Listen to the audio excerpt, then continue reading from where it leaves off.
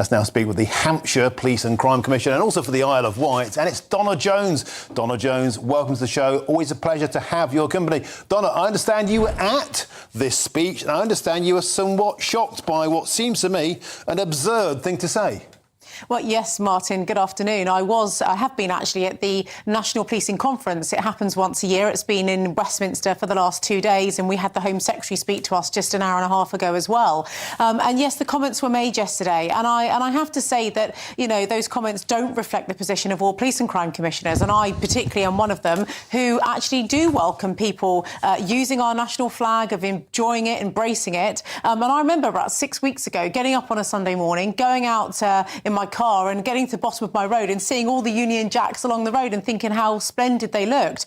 But the key point for me, Martin, is why are people flying the flags? What does it mean? And why is it they feel like Britain is losing its national identity to the point where we have had literally hundreds of thousands of flags flown all across Britain? I think those are the points the government need to be answering. Donna Jones, they might do better off putting you in this top job. You're speaking absolute common sense. But guess what? It got worse at this speech yesterday. Emma Sparrell also started having a pop at Shabana Mahmood, saying that her rhetoric, quotes, is demonising communities and that reforms to the asylum system must not come at the cost of compassion. What on earth has the border control situation, what on earth has the asylum situation got to do with this copper? Yeah, well, I completely agree with you. Emily Sparrell is the Police and Crime Commissioner for Merseyside, and she is the chair of the Association of Police and Crime Commissioners. And you'll remember, Martin, that's a role that I held for 2 years up until September last year. Emily took over from me. Now, I'm a Conservative. She is as Labour, as I say, and she fundamentally disagrees with the Labour Home Secretary. I think the Labour Home Secretary has set the Labour Party into some sort of turmoil with what some are deeming as her very right-wing policies on immigration and a whole load of other things. I don't believe that Shabana Mahmood is in fact demonising anything. I think she's reflecting, actually, as it happens, the thoughts and opinions of the majority of people in this country who are sick to death of uncontrolled immigration, who are really deeply frustrated with the fact that they don't feel communities are as safe as they have been in the past. And actually, they have welcomed, as Kemi Badenoch has, as Nigel Farage has, you know, we've got national political leaders who've come out this week and actually backed what the Home Secretary has said, but we've had a Labour Police and Crime Commissioner for Norfolk quit the party last Friday over the Home Secretary.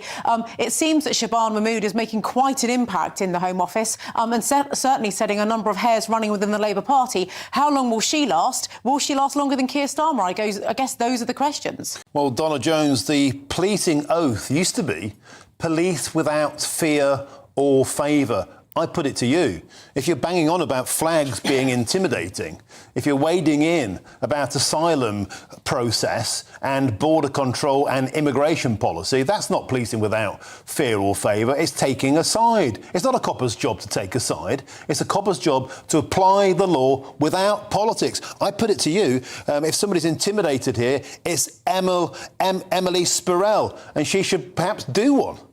Yeah, well, let's be clear. She's not a police and crime.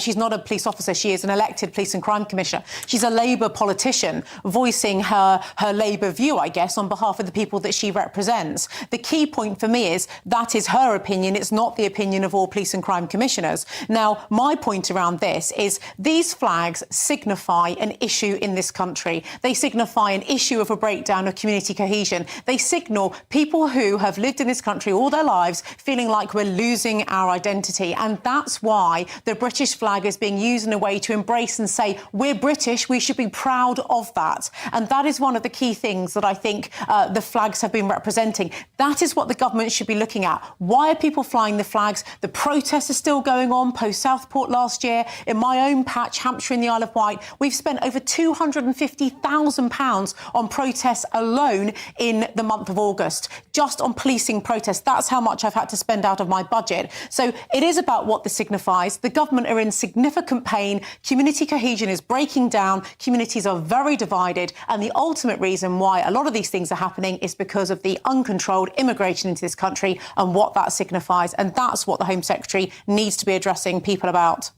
Donna Jones, always a pleasure to have you on the show, doling out common sense. Thanks for joining us today on GB News. Now it's Wednesday. So I argue for 3 hours with Nigel Nelson. Nigel, you're joining me here. This is an absurd story.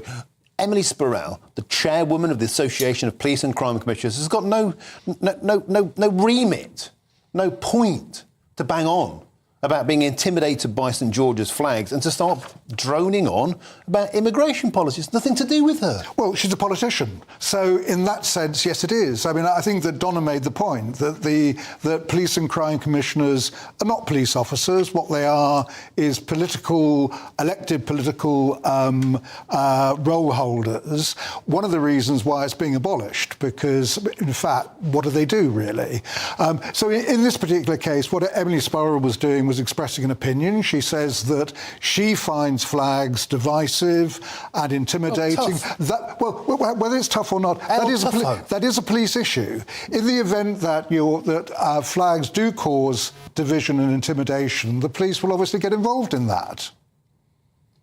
I'm just lost for words. Well, the Police and Crime Commissioner is actually telling all the top coppers in Britain that flags are intimidating. She's setting the tone. Expressing for her how opinion. Our streets are policed. No, and I put it to you, if she finds flags intimidating, go to another country. No, but the point basically is, I'm not saying I agree with her. What I'm saying is that she has every right to express her opinion as a politician, which is what she did. And police and crime commissioners are politicians.